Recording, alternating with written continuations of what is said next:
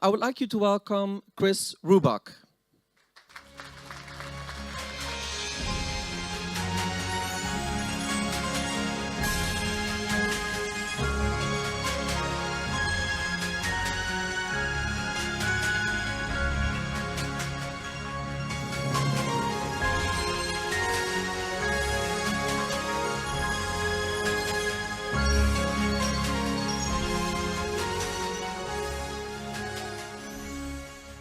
Good morning, Delphi. Morning. Okay. Anyone recognize that music? Well done. Shows there's some people in the audience who are nearly as old as me. 1981 Best Film, 4 Oscars, telling the story of a group of Americans and British people who went into the 1924 Olympics and wanted to win. And you, ladies and gentlemen, are in a race, just like they are. And from everything that Liam has told me and everything that I've seen today, you have caught up with the other runners. And if you carry on doing what you're doing, you're going to be in that position. I'm going to talk to you today about making the transformation happen. All the great technical stuff that you have talked about over the last few days, the great ideas that Liam has put across through Asset, I'm going to try and help you find a really simple, practical way to make that work, to make transformation happen. And as I said, from my perspective, it's already working, ladies and gentlemen. You've had success with VW and Hyundai. The teamwork I saw yesterday with the Delphi Symphony Orchestra and Chorus was unbelievable. You know, Berlin Philharmonic, watch out.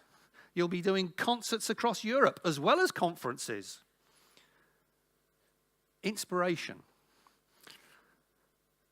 To give you a little bit of my background, I was global head of leadership at UBS between 2002 and 2005.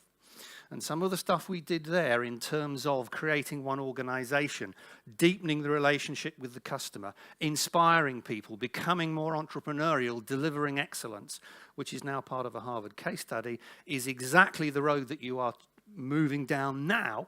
And I can tell you from everything I have seen, you are beginning to motor, which is quite good, bearing in mind what you do. It's about also, I think, excellence. And what we just saw with those awards confirms to me that that excellence is already here. So you're building on brilliant bedrock to make that transformation happen. So let's now start looking at how you can make that happen. What I find really interesting, talking to organizations around the world about this, and I suppose I've talked in the last year to investment bankers in New York, lawyers in London, HR directors in Chennai, the executive committee of the Red Cross in Myanmar, and even the top 50 leaders of the Chinese space program, is that actually everybody already knows the answer to how to transform and succeed. The problem is, as Liam was saying, it gets lost in the noise.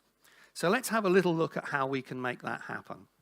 As Liam said, we're trying to make the vision a reality, deepen the customer relationship, push out the leading technologies, build on that operational excellence, which you're already doing, enabled by that high-performance organization that underpins all of that, accountable and empowered, one powertrain, and having world-class talent.